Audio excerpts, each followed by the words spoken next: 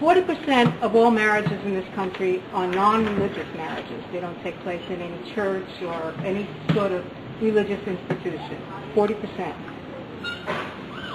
And in 1967, the Supreme Court said that it was legal for two people to get married that were an interracial couple in 1967. At that time, 80% of all the people in the United States were against it and felt that it was wrong. 80%. That means 8 out of 10 people thought it was wrong for an interracial marriage. San Francisco in, I don't know, under an hour. I have no idea how that happened. And we found a broken meter and right outside of City Hall, and we ran in, and we were the 45th couple to get married in San Francisco. We were married 6 months to the day, and 6 months on August 12th, they took that marriage away.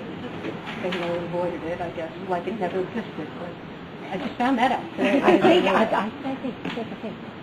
While we were married, actually on our way home from being married, we were driving home from San Francisco and made a couple of calls on our cell phones. We called our family, and we called some friends, and we called our neighbors. By the time we got home, we had balloons at our doorstep. Somebody left a piece of waterproof crystal as a present. We had a note. We opened up our emails, and we got over 100 congratulatory emails. We got letters in the mail. We got faxes, and we even got a telegram. It was just a wonderful, wonderful thing. When we became civil unionized, nobody even said anything, you know. Nobody congratulated us. Nobody did anything.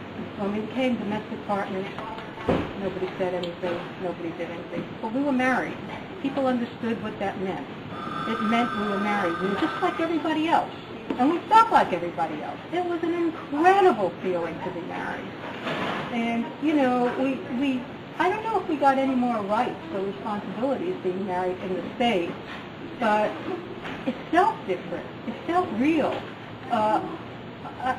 One of our daughters was... All of a sudden, Shelley had become my wife. She wasn't my partner anymore. She was my wife. And I heard myself on the phone say things like to the plumber, well, you know, I'll let you know. I have to talk to my wife first. And I couldn't believe it, but it felt right. I know a lot of people in the marriage movement feel that it's really best, you know, I should call her my wife all the time, and that way people will get used to it. But to me, it's a privilege to have a wife. If you're married, you have a wife.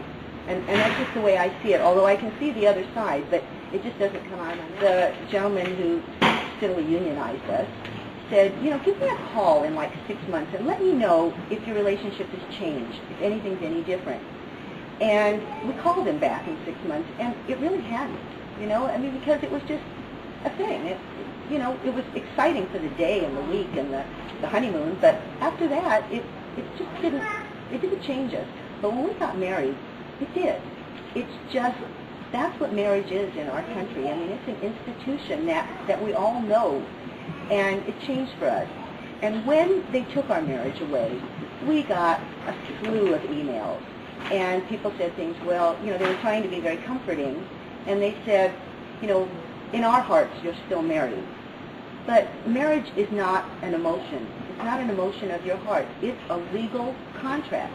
It's a civil contract between two people, and the government gets in there too. But we aren't married. We were, but we really need to have this. And when we go on vacation, we would never go anywhere without it. And of course, we usually realize that, you know, we're talking about it to someone, and this packet of paper is in the hotel room. Of course, we're in the restaurant.